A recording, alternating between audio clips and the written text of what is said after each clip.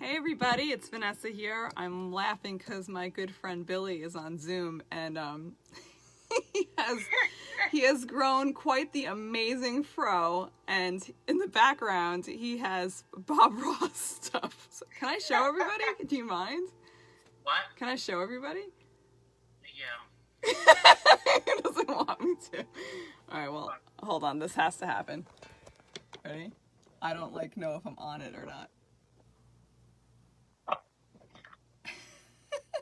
I hope everybody saw that. So funny. Thanks, Billy. I really appreciate that. Do what I can. I do what I can.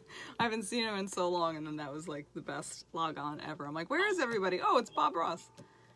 Did you know that was a perm? You knew that, right? Yeah.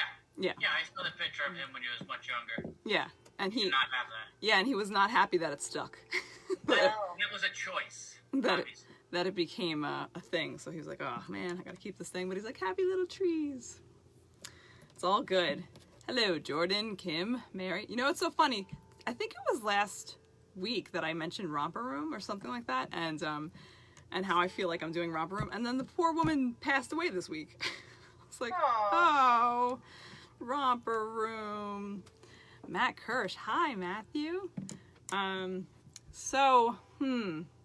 So many things to go over anyway. So, Billy, I'm sorry. I'm not going to mute you, but I am going to start teaching soon. So. Well, that's why I'm here. That's why. Well, I know you like to talk. I like to talk to you, so it's all good. Today I have, which I'll show everybody again, but today I have what we call the ladybug. This is a tongue drum, gifted to me last year for my birthday by my husband, and trying to change it up every week. Last week I brought up my big singing bowl, but what's funny is that I have it here and my voice is actually making it reverb. So every time I speak loudly I hear bing, bing, bing. So anyway, so that's why we're here. He says we're here to learn, so I guess I better teach something. Gotta do something, right? Time's a ticking. So it's Sunday again. It's always amazing how it's Sunday again. I don't know how that happens. Seems to be that no matter what we do, even if it's Groundhog Day or not, it's still Sunday really fast. So where do we begin tonight? Let's see. So I'm sure you could probably feel the shift in the air, so to speak, going on as the world around us is so-called opening. It's okay, I'll mute you for a second. So it's a strange feeling because if you're really thinking about it or feeling it, there is this opening feeling happening, which it feels great, but you have to kind of reflect on what's changed, what's shifted, and what's really going on, which in my mind means to continue to take really deep breaths, to continue with the pause, to understand that, you know, there's still a virus going on, and still to be very, very mindful of ourselves, the others around us, and our health, because I, like anybody else, want to be able to go out and really not worry about breathing, because I like to breathe. It's a pretty cool thing. I want to be able to hug my friends, like a lot. I want to be able to treat and not have to worry about it. And so there are a lot of changes still happening. We're still not, you know, settling in necessarily. So if part of this time period has taught us anything, it has a lot to do with, you know, finding that gratitude and then finding that that pause and not forgetting it. So I don't want these big lessons to go and be forgotten. So try to remember. Bill, you're killing me. try to remember that we've just gone through a lot. We're still going through it. It's not over. Things are shifting, hopefully to a very positive place. Hold on a second. Billy's killing me because now he has our high school as his background. That's amazing. Anyway, so I want you to feel safe, but I want you to be very wise. So you don't have to believe everything you hear on the media. You don't have to believe that everyone's going to die from it, but you do have to realize that people have been greatly affected and people have died from it. So hopefully no one you know is one of them, but I've had 3, unfortunately. So just be smart, meaning, carry your masks around and wear them, and be mindful of other people, because you may be healthy, but other people may not be. That is not just my opinion. That is pretty factual and pretty simple to go around with. So, that's all. Be respectful, and we want to have things open, and we want to go into what people keep saying, like, I want some normalcy. I want some normalcy. I advise you to try not to rate how everything's going by how normal you feel, because this wasn't to bring us back to normalcy. This was to bring us into a greater healing. So if you're a spiritual person on any level, you'll kind of start to understand what I mean by that. Things happen everyone says things happen for a reason, but you have to know what the reason is. It's not enough to just go through something and then to forget about it, right? We don't go through huge changes in our lives. People, even before pandemic, people getting sick, things like that, and then just go, so that happened. No, it brings about change. And obviously it's horrible to have somebody in your life pass, but there are other parts of it that are very helpful for growth. And so we want to take that with us so that we can do good by those people and remember them, and know that they're always with us, and that we can, do good by their memories. So please, that's just my own little PSA tonight. So last week's homework had a lot to do. Like, I only posted one thing because it's really enough if you got to do that. And I'm pretty sure people didn't do that, so we're going to focus on it anyway. But anybody on Zoom do the active listening exercise? Renee, you do it all the time. Kristen, you did it? Purposely did it? Oh, big hearts. I don't know if I go to purposely, but I definitely did it. Okay. So if you don't, I'll just review quickly. The active listening is the exercise, I should say, is to listen to somebody for 4 minutes without speaking, without reacting. In the exercise is actually no eye contact, which means that your co-listening stance is facing the opposite direction and shoulder to shoulder if possible. Obviously during this time that may not be happening, but it's really to be non-reactive while you're focusing only on listening. And this is part of what we keep talking about, holding space for other people. Very big thing that needs to be done right now is making people not only feel safe, but to feel heard, to feel listened to. And then the hardest part in my mind is to not give feedback. If you give feedback, even at all, it's really to just listen. And then the next part, which we'll discuss tonight, is the reflective part. So reflective listening is you let them finish, like you've taken breaths for them, with them. And then you take about a minute. Now this is an exercise, mind you, so we listened for about a good 4 minutes purposely. And you take about a minute and you say in their words. So, Kristen, I heard you say that you might not have intentionally done it, but you did do the exercise. And then it was only for 4 minutes? I did it for 40. I'm sorry. I figured that it was an actual thing that you did and not the exercise. But yeah, if you're doing the exercise, we do the time, because it can go on for many, many, many minutes, if not days for some people. But so the exercise is specifically to keep those boundaries so that you become very aware of how you're doing it and why you're doing it. Then if you're, I know Kristen's done this many times before, so for her, she's very used to it. And if you're taking it into the actual world, you might be listening for 40 minutes. And then you can ask the person, do you want feedback? Do you want input? Do you want advice? Or do you just want me to be here? And that gives them the opportunity, especially if they don't normally have that knowledge of like how to communicate in this type of fashion. This is like a deep communication skill. You're telling them like, oh wait, we have like options here. I don't have to call you and you tell me what to do. I don't have to call you and you're not really listening to me, or you're doing something else or whatever. And I don't need you to correct me, for sure. So that opportunity for them is it's a big deal. So hopefully by modeling, you're going to get this reciprocated, and that goes on for all of us. And the more you model it and the more reciprocation you get, the better you all feel, and the more you're going to heal faster and more peacefully. And then you bring about change. So I don't know, can anybody think of why we might need some of this right now? I mean, I don't think I have to have you raise your hands for this one, but you know, we're going through a tremendous amount of change, and there's huge upheavals going on all the time. So again, people need to feel valued and listened to and heard. So we have to start teaching each other how to do that for each other. It's huge.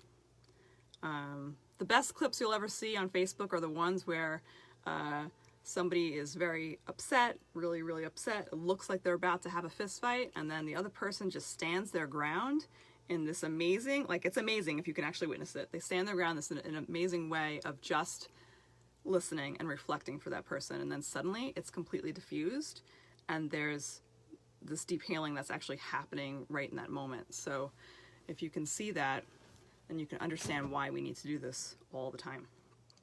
It doesn't mean it will feel perfect or sound perfect, but you'll get that very natural deep breath after that. So that's what we're really working for. So Zoom people, unmute for a second again. Except for Billy. Everybody else but Billy. So we did the reflective part also for ourselves. Did anybody from last week, I didn't write this in the homework because I figured maybe you'll remember to take those pauses after you do something. Raise your hand on Zoom if you did that. Good job. I like this. Yeah, very good. Facebook people, if you were here last week, I was talking about taking breaths after you accomplish anything. I kept giving the example of laundry, but it could literally be anything. And just sitting for a second, even for a minute, and taking a few breaths and going, okay, that part's done. You didn't have to do a pranayamic breath, like a really deep breath after that. You just needed to start and reflect and breathe without judgment. So I did that quite a bit, and it was really funny because one of my, close friends / clients, she was like laughing about it. She's like, so I heard you say that last week, and I was laughing. I was like, why are you laughing? She's like, because we're always so hectic and all this stuff is going on. And she's like, do you do that? I said, of course I do that. Because how do you think I get through all that?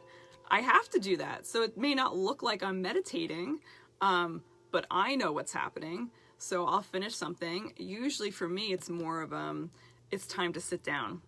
It's time to sit down. So I forget that when I'm checking off all this to-do housework list, it's usually like all that, in addition to the kids and stuff like that. Business is always last. But I do forget to sit. So I have to make sure that, like, oh, be aware of your body. Oh, your back is a little achy. Oh, your feet are getting a little tired. Maybe it's time to go sit. So then I'll take a few minutes and sit and start to realize, like, wow, that feels really good. You did a lot to earn that sitting. Mary says that she was getting really upset and she cleaned my fridge and you did the breath. Perfect. So again, meditation doesn't have to look a certain way. It's about that mindfulness, which if you ask, like, I think it was Deepak Chopra that said, how silly of a word. You know, we're supposed to be emptying the mind, not being full on the mind. But I guess it's full on the mind in the opposite way, changing it. Right? As Carrie's multitasking, I love it. It's okay. I'm just calling you out a little bit. So what else is going on this week? Every week is going to be another shift in the fear mongering. Like, I don't know if that's really the word I want to use, but every week there's going to be a shift in it. So be aware of it and be prepared for it. Because it's always going to come at us in different angles. And I'm not even telling you to judge it, whether or not you agree with it. It just has to be more of what you're going to do with that reaction. How are you going to work into the next breath? Because it's there. Maybe one day it won't be. I pray and hope that it won't be, but there's always that, that's that big shift of like, oh, you feel better about this. And we're almost like waiting for that next breath of, but what's going to happen right now? Something else is going to happen. Like right now, I know it's going to happen. And it doesn't work like that. If we continuously go into the next, so-called moment of fear, we're never going to get back to feeling good. It just will never happen. You have to retrain your wiring to remember that, okay, yeah, there's always like fear happening. There's always anxiety happening, but now in this breath, like I'm only focusing on this. And remember that toolbox we always speak about. It's so important, especially when we're being, I keep saying fear mongering, but like when we're specifically being tried to get this fear to make us do things that we necessarily wouldn't want to do, or be a way we don't want to do. So super important for us to continue with being reflective and not be caught off guard with it. So instead of thinking that the fear is about to happen, or that something else bad is about to happen, like, oh, why this, why now? Understand that that wave that we always discuss, it happens, and it can happen fast or it can happen slow. But as soon as something happens, like for example, I won't mention any names, if somebody was going to get their car, checked out, I'll just say, and then the dog vomited in the car, like on the way there. Okay, that's an oh crap moment for sure. And you have that choice of whether or not like you're going to freak out about what's about to happen, or you're going to take a few breaths, laugh about it, call a friend, and then continue on your path. And while that seems like nothing in the sense, but we have an accumulation of that happening all the time. And then we're struck by, one of our close friends or family calling us, did you see that on the news? This happened. Oh my gosh, this happened. And now that's something that could be completely, really, really high fear. And you're already up there because you've had a slew of stress things happening for you. So now you're more prone to a big reaction, and you're also more prone to just feeling like junk for the rest of the day. So that choice, we speak about the choice all the time, choice to love, choice to stay in peace. And it doesn't mean that you're going to be calm all the time. It just means that you're going to sit with it, sit and reflect. And if you find yourself really having a hard time getting out of the fear mode, that's when you use like, call a friend. What's your lifeline? Call a friend. You also use your tools, and you have to write it down. Like, so if it's a big fear or if there's an accumulation happening, you write it down. My trick is always writing down on the other side. If it's something that's pervasive, writing on the other side, what's the opposite of this fear? What am I trying to really get to? Because a lot of these fears are going to be there all the time. There's always going to be like a so-called threat, and you have to be the one to figure out how to imagine something different. I mean, yeah. So that, how old is that song? 1968 or something like that. So this is nothing new. We've been dealing with fear for many, many years, and it's our choice to do what we need to do to continue to work for peace and work for harmony, and in our, that also goes with our daily lives, because it starts with your day and how you try to imagine your day.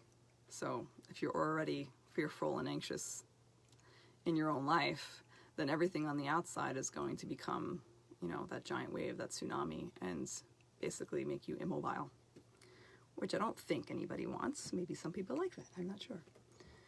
Who is this person? That's Francesca? Oh my gosh. How dare you be without a video? Just laugh. I can hear your voice.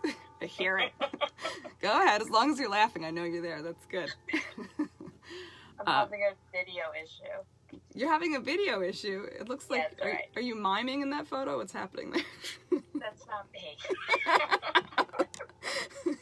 Even better. Even better. So, I mean, if I asked you all now your scale, and if you're on Zoom, please tell me, your scale of anxiety last week compared to this week, 1 to 10, 10 being the worst, where are you at? 10! So you're worse this week. Oh yeah, you said you woke up with a panic attack, right?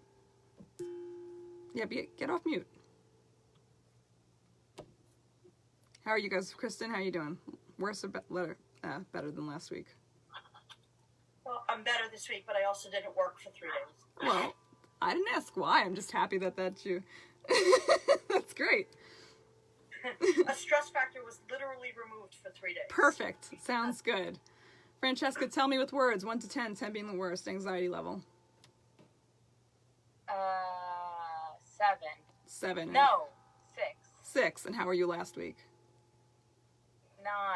9. Okay. Hey, that's a big decrease. I like it. No, I would say I was an 8, and I would say I was a 7, and now I'm a 5. Okay, well, that's pretty good. Okay. Anybody else want to volunteer? No? Fine. That's okay.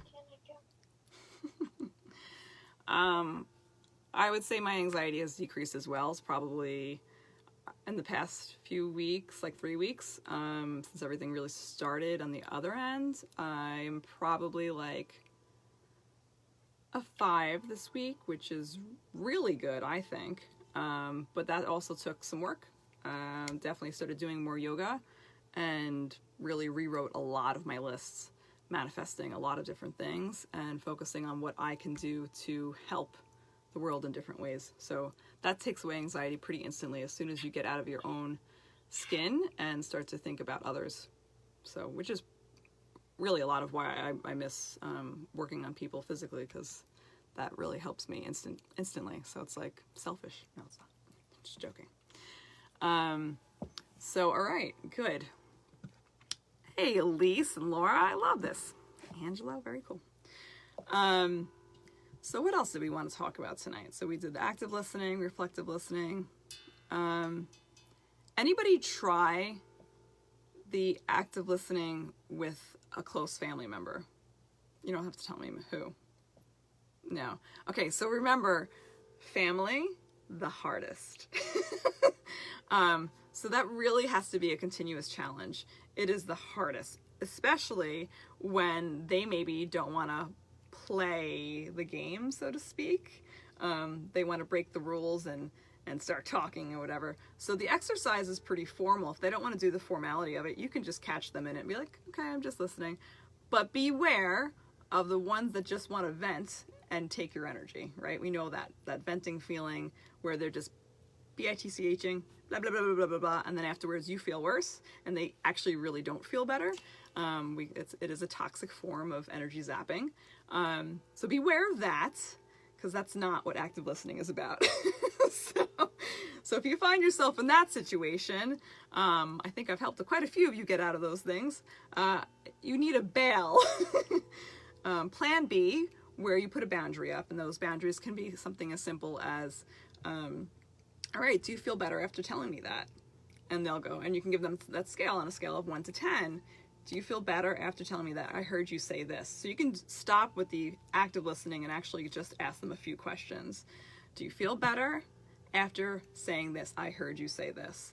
And they'll have to stop and go, because probably they've never given you that space before to do that. So that's always fun. Cheryl says she stopped watching TV and she's avoiding social media. 5 this week. Yeah, it helps pretty instantaneously. I think we get enough of our fear things happening from information, I should say, from other people as it is. So it's not like you're going to miss out on everything. You're not. So, yeah. What is another way you can do this with family? You can sit around, like now we're doing a little bit more socializing, right? So if you're at a family function and you hear things come up that are really not comfortable, which right now they're going to come up. There is literally no way of avoiding this. If you don't want to talk politics, if you don't want to talk about racism, if you don't want to talk about the coronavirus or what things are going to look like in 4 months and how everybody knows what they know, this is your time to play the game and really go and just ask diffusing questions. It's almost fun because it's like something you've probably never tried to do or purposely done it. And you can see how people get thrown off because they don't really know how to not get a reaction from somebody or how to, be heard in that sense. So it changes the tone quite a bit. And I have done this quite a few times this week. Didn't mean to do it. I just had the opportunity, we'll say, quite a few times with people I love very dearly to really go, first in my mind, oh boy, this sucks. Like, now I just want to run away, to taking a few breaths and going, all right, I'm not going to run away because that's not an option in my world, but I am going to ask them these few questions. And basically within a few minutes of doing that, you'll see people shift. You'll also see them get challenged. So sometimes they will actually need to walk away because it's very uncomfortable for them and they don't necessarily have those tools. So be respectful of that as well.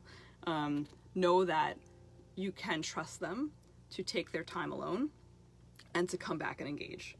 Most people will be, a little, not mortified, but like really shook up by somebody not giving them that reaction that they want. So they're going to need to walk away, and then, and they'll come back and you'll have a different conversation.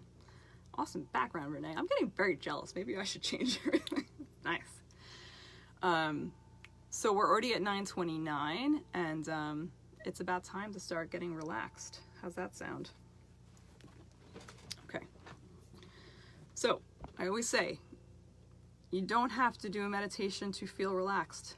Meditation is supposed to help you calm yourself, but if you're having a really difficult time with it, I ask you to not judge yourself on that level. It is okay to feel restless. It's okay. It will pass, just like anything else. But we do start with the intention of slowing down the breath. So now, wherever you're at, I assume people already know, they can shut the video off, I don't mind, whatever. And you're going to start to go into darkness. If possible, shut off the lights.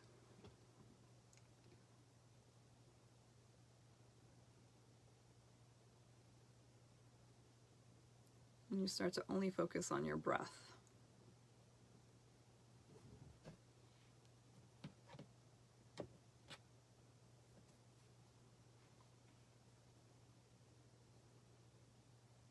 So first we remember our intention for meeting weekly. Setting the intention is just as important as the action. So we meet weekly so that we can help raise our own vibrations.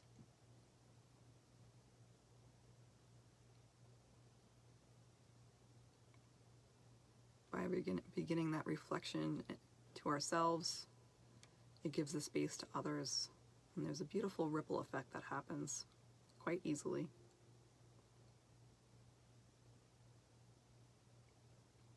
And as we draw focus to slowing the breath down for at least 5 to 7 counts,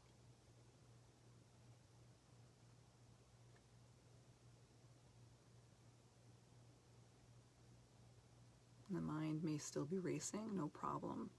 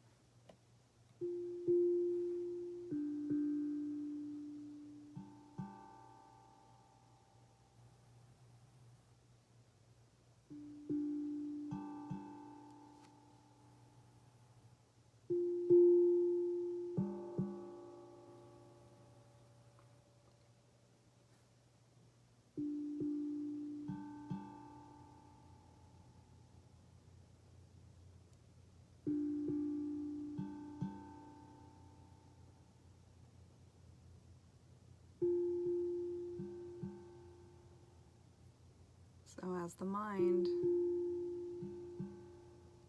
begins to flutter down,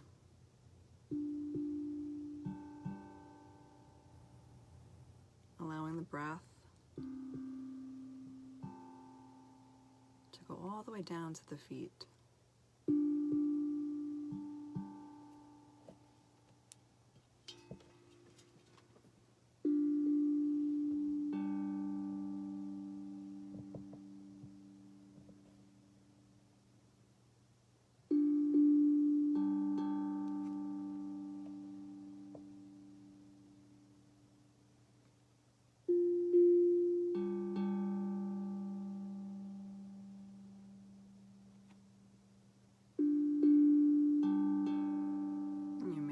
begins to see colors.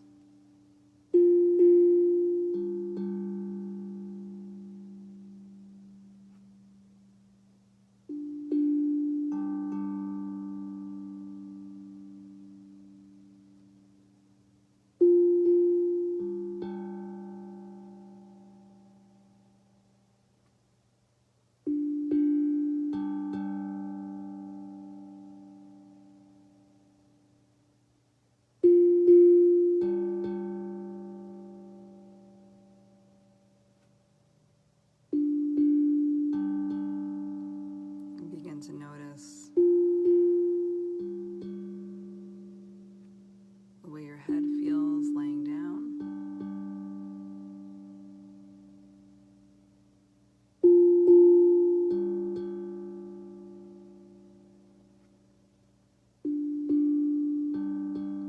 Bringing awareness now to the jaw.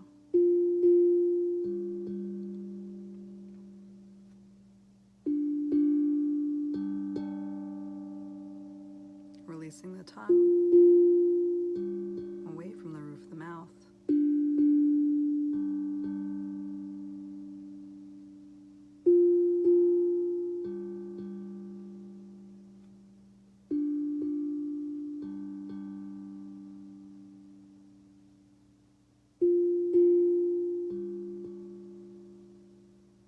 Noticing how the breath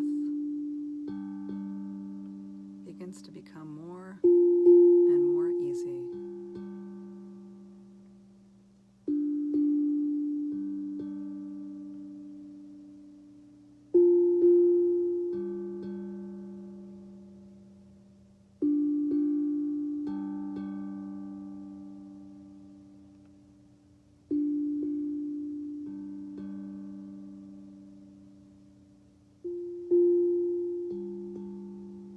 If you have a color available to you, you're going to imagine somebody bringing a blanket of that color and covering you with it softly. Notice the texture, the weight of the blanket.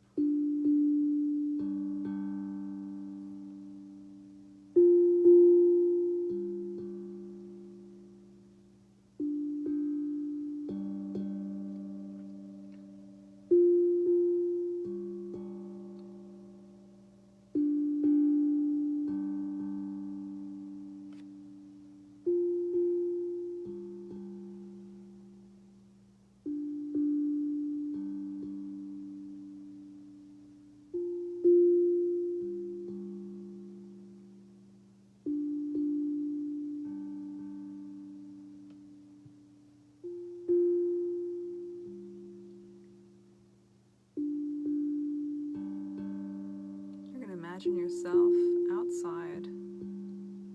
It's the perfect summer evening. There are fireflies all around.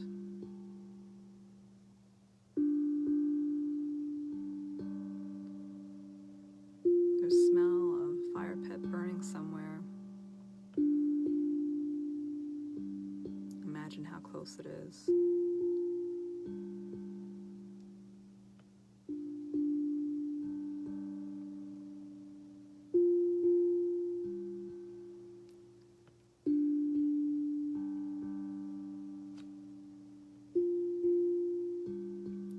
Start to take in the other sounds. You may notice some water trickling by.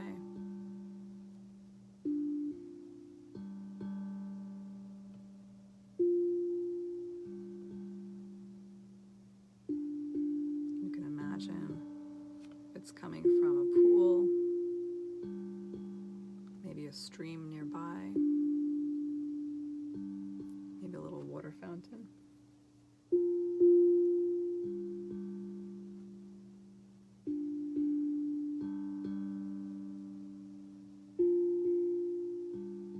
As we focus on the things that we want to invite to our lives, we allow the body to release into this sense of trust and safeness.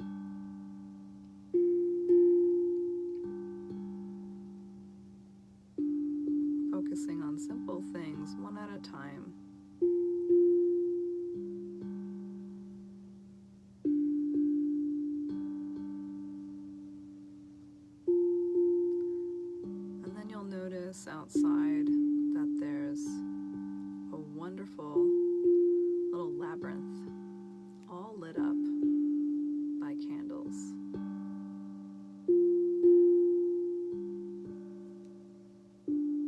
Notice how large it is. Notice everything about it.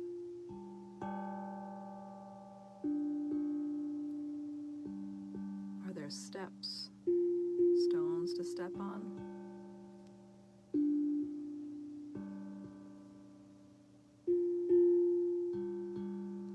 Is there grass and wildflowers growing around?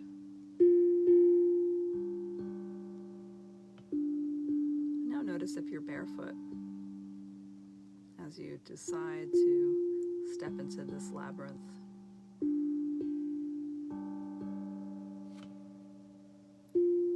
Notice any sensations that you come across as you begin on this journey.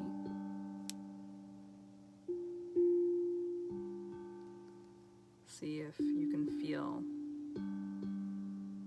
as you walk mindfully, heel toe, heel toe.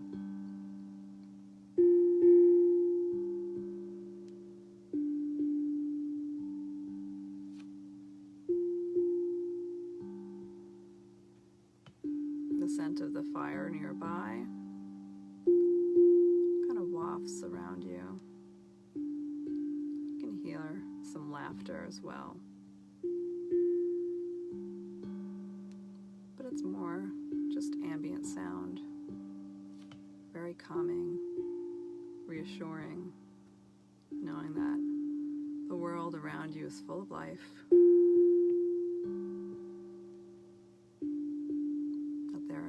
To be very happy and grateful about.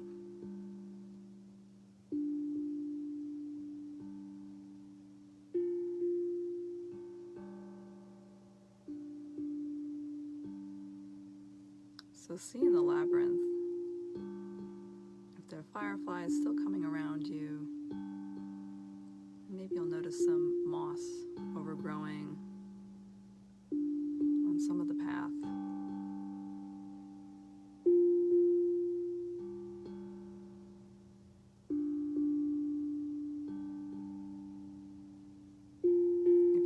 Any flowers here,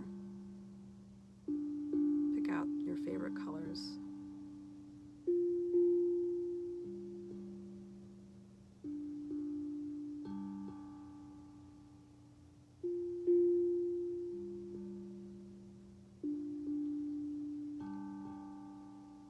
There's a beautiful cool breeze coming by. And as you walk so carefully, heel toe, almost counting your steps, you'll notice another scent in the air.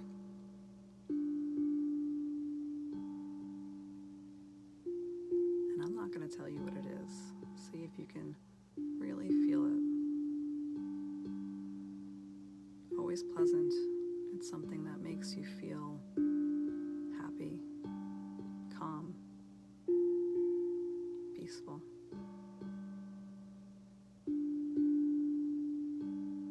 Maybe it's a food, perfume, or the smell of nature.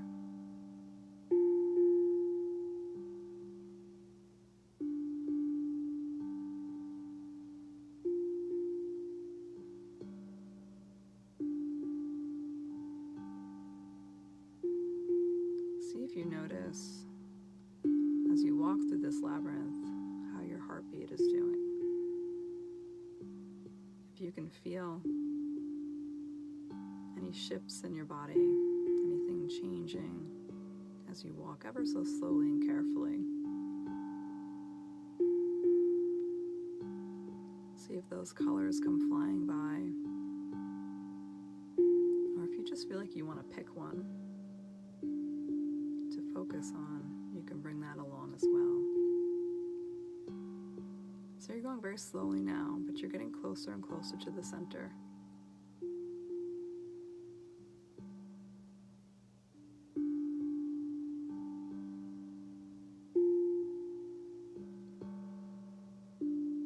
And the warmth warmth comes over you as if you're sitting close to the fire. And it feels so comforting. It feels so safe.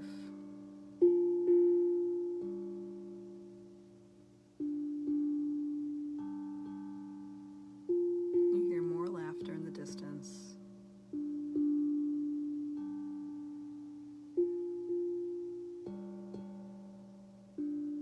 The night is just so magical. And there's really a feeling of openness here.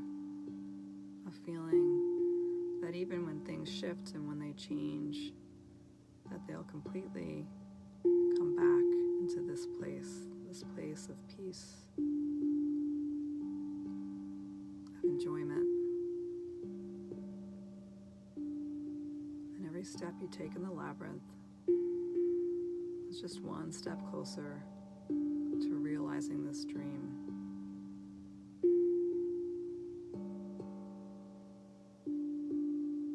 You'll pause along your path, and you'll pick up a stone. The stone is very flat and smooth. Take note of its color. On one side, it has the word love written on it. On the other side is another word. What's the first that comes to mind? No judgment on it. But you'll trace your fingers over both sides of the stone. You'll carry it with you.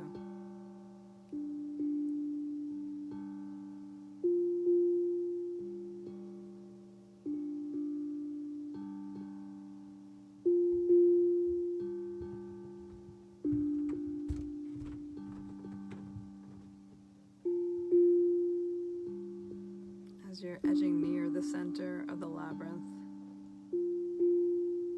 you'll see a big circle of lanterns. And the fireflies seem to be gathering over here as well, like little fairies.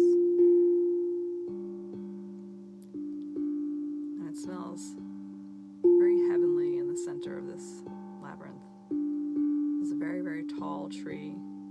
Looks like it's been there for many, many years.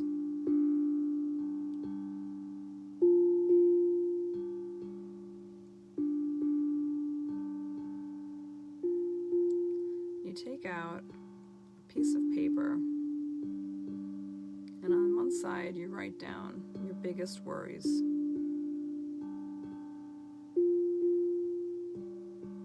Take a few breaths to really envision yourself releasing these worries onto this paper. It's just as magical as everything else.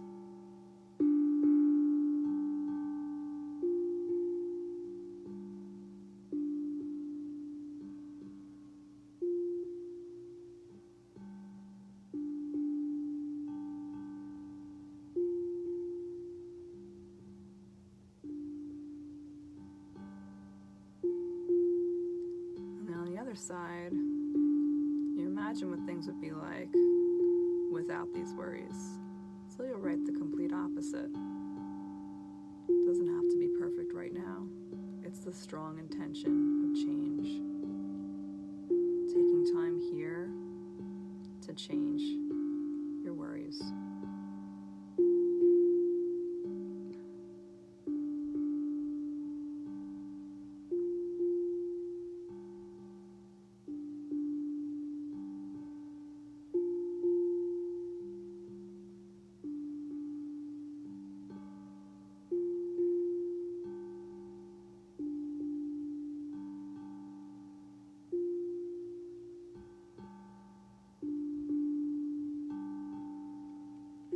Sit at the base of this tree, focusing on the bark and how the roots seem to have created a space for you to sit. And you'll sit at the base of this tree. You'll take your stone out in one hand, and in the other, your piece of paper.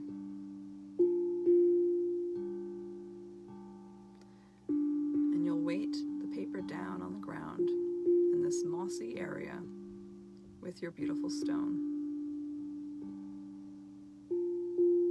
This is your offering. Notice that it doesn't have to be perfect. Notice that it doesn't have to be spiritual. It doesn't have to be anything other than good intentions.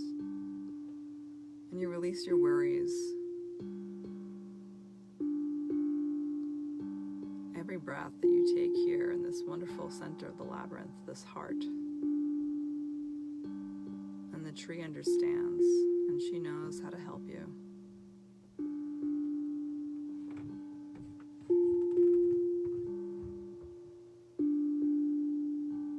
And you'll see the paper start to change. And the worries are no longer there. The intentions are lit up once more, just like fireflies.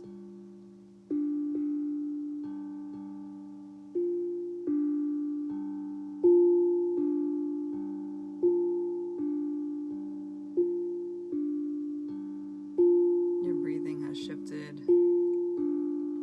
It's bigger, it's larger, it's more effective, and your heart follows suit. It feels open. Green as the moss, opening the heart chakra. The fire representing the urge to burn, to change, to release. The orange coming right into the belly.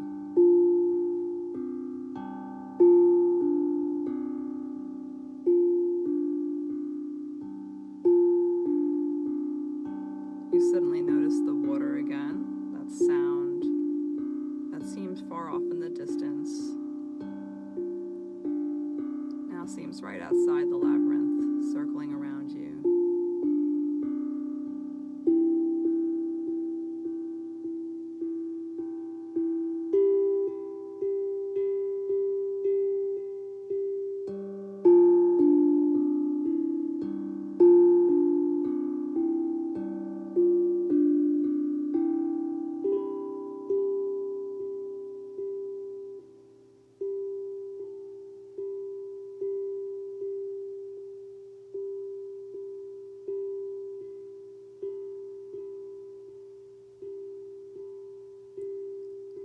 And your body is now very much one with this huge tree. There is no beginning or end to the feeling. It's a circle, and as you breathe, you feel as strong as the tree trunk.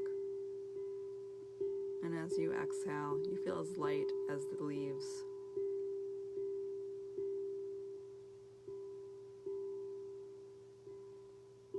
Just like you've invited change, you've allowed and trusted for transmuting to happen.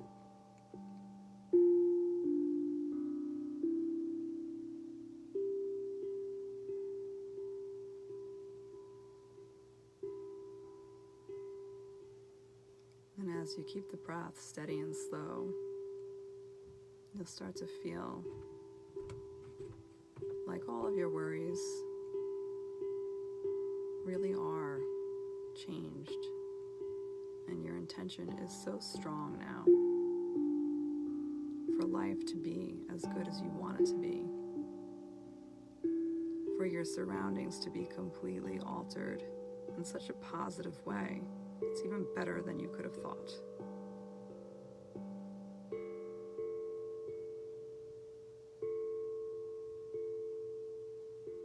Each breath here, strong with intention,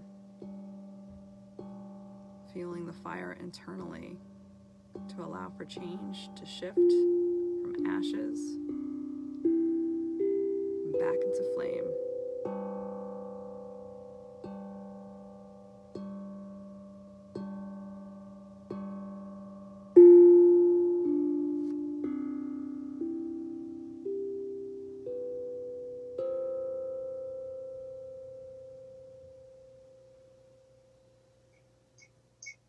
Taking a deep inhale here.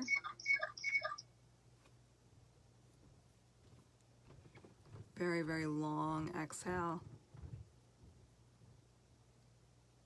Now allowing the first color to come to mind, to go all the way down past the feet now, surrounding you just like that blanket once more.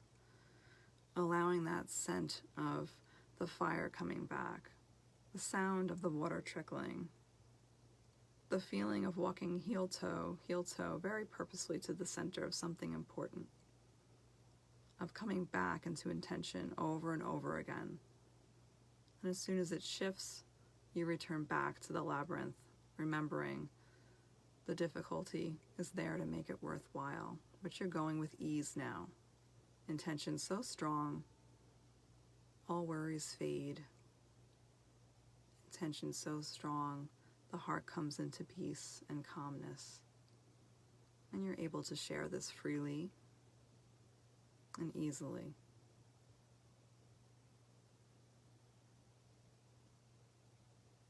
One more deep inhalation all together. Big exhale.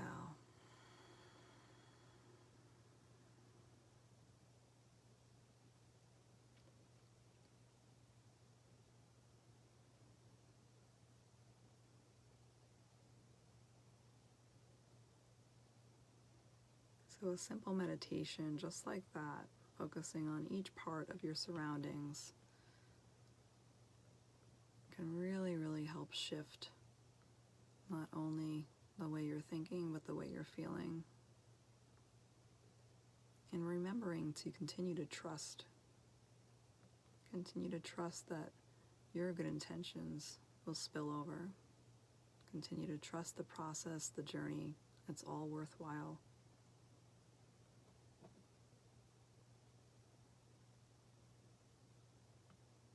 So I'll take a few more moments together here.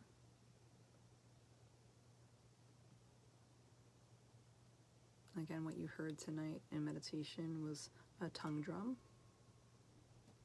only playing 3 notes at a time so I could speak. And you'll notice how that repetition helps the mind reduce the noise.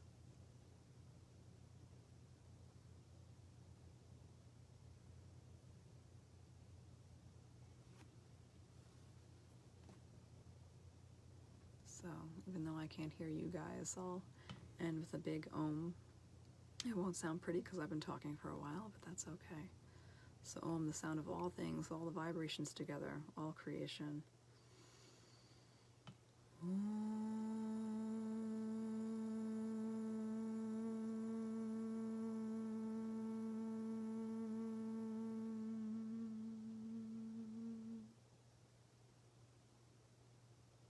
Thank you for joining, and if you'd like to join us on Facebook again or Zoom people just stay on. We'll have a little bit of an end chat as well, so you can come back on, okay?